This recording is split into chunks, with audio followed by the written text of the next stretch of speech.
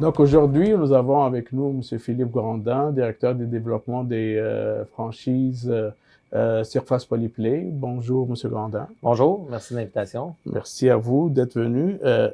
C'est quoi le concept Surface Polyplay? Bien, Surface Polyplay, j'ai construit ça avec mon partenaire Julien Cyr. Ça fait déjà 8 ans de ça. À la base, c'était une compagnie d'installation. On spécialisait dans le recouvrement de surface. Puis là, on a développé différents produits qu'on utilise pour répondre à la demande de notre clientèle. Puis de là, on a franchisé notre concept pour pouvoir partager notre expérience avec d'autres personnes qui voudraient se partir en affaires. Très bien. Donc, qu'est-ce qui vous distingue de la concurrence? Bien, ça, c'est une question importante. Nous, on est distributeur ici au Canada, dans l'Est du Canada et au Québec, d'un produit de pierre de quartz. C'est un produit qui vient de la Belgique. Ça existe depuis 39 ans dans plus de 45 pays. C'est un concept qui s'installe à l'intérieur comme à l'extérieur. Fait que nous, c'est ce qu'on propose à nos franchisés. En ayant la franchise Surface Polyplay, bien, ils deviennent du même coup ambassadeurs du produit. Parfait.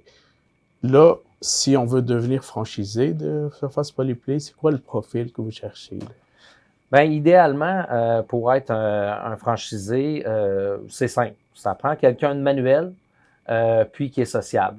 Le reste, on s'en occupe. On donne des formations nécessaires pour devenir un bon installateur, un bon ambassadeur du produit, puis on donne une formation en vente. C'est le conseil pourquoi je demandais quelqu'un de sociable. Il faut quand même vendre le produit. Là. Puis, est-ce qu'il a besoin d'une formation quelconque? Au Québec, ça prend une licence RBQ pour travailler sur les résidences, mais c'est quelque chose qu'on aide le futur franchisé à comment aller obtenir sa licence RBQ. Fait qu'on l'enligne, c'est très facile. Tout le monde peut avoir une licence RBQ au Québec. Il faut juste suivre les examens puis passer le test. Très bien. Donc, là, combien coûte une franchise? La franchise Surface Polyplay, c'est de 80 000 le 80 000 se sépare en 38 500, c'est le droit d'entrée. Le droit d'entrée, ça comprend tout le support nécessaire au démarrage, la formation de la franchise. Il y a un montant de 35 000 qui est pour l'équipement. C'est un montant qui va rester au franchisé. Remorque, tout l'équipement nécessaire pour faire l'installation des produits de Surface Polyplay. Ensuite de ça, il y a un montant de 4 000 dans 80 000 pour le lettrage du camion et de la remorque. Un 2 500 pour les matériaux. La première commande, première job que le franchisé va faire, les matériaux sont prépayés, un 2 500. Aux 80 000 s'ajoute un 10 000 pour les frais de publicité de départ. Qu'est-ce qui est le plus important? Bonjour, nous avons un nouveau franchisé, réseaux sociaux, Facebook, Google, tout ce qui est réseaux sociaux. Ça comprend aussi les vêtements, l'image des Surfaces Polyplay, carte d'affaires, pancarte, accroche-porte. C'est dans le 10 000 de départ. Puis, ben, il y a les frais connexes au côté avocat pour la lecture du contrat, qui est important de bien lire, de bien comprendre aussi. Puis, l'incorporation du franchisé. Très bien. Là, une fois qu'on est franchisé Surface Polyplay, on a signé le contrat, qu'est-ce qu'on va avoir comme support? Ben nous, dans le fond, c'est un support de A à Z. Une fois que c'est signé, là, ça commence. Formation théorique et pratique à nos bureaux. C'est important. On a un logiciel propre à nous qu'on va vous montrer comment faire les soumissions, la facturation. Aussi, formation en vente théorique et pratique. Une fois que la théorie et la pratique est finie côté manuel à nos bureaux, je me déplace sur le terrain.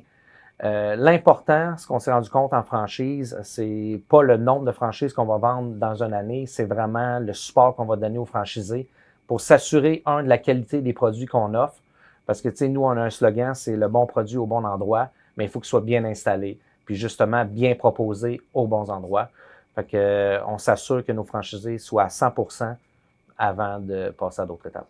Donc, avec tous ces supports, le franchisé, à quoi s'attend comme revenu ou les premières années ou retour sur investissement? Bien, donner des chiffres, c'est dur pour nous parce que tout dépend de l'effort que le franchisé va mettre. Tous les outils sont en place pour avoir du succès. On a eu du succès nous-mêmes avec le même réseau de franchise, la même franchise. Les tableaux financiers que je travaille avec le franchisé le démontrent. Mais après ça, si le franchisé ne nous écoute pas, ne suit pas la ligne directrice, ben là, c'est ce qui va faire le retour sur investissement. Donc, votre recherche de profil est un peu rigoureux. Combien de franchises vous prévoyez avoir en 2025-2026? C'est quoi vos projets dans ce sens? Ben, pour 2025, finir l'année, idéalement, si je pourrais en avoir 2 nouveaux, ça serait parfait. Puis ça serait assez. 2026, on pourrait en avoir 2 ou 3, mais tu sais, si c'est séparé dans le temps pour avoir le temps de les former. C'est ce qui est le plus important, là, le temps de les former. Puis en tout, au Québec, vous cherchez... Ben, avec les études qu'on a faites du marché ici au Québec, on s'attend d'en avoir environ entre 15 et 17 franchisés potentiels. Ouais. Parfait. Monsieur Grondin, merci beaucoup. Tous ces éclaircissements, puis merci d'être déplacé à nos bureaux. Merci beaucoup de l'invitation.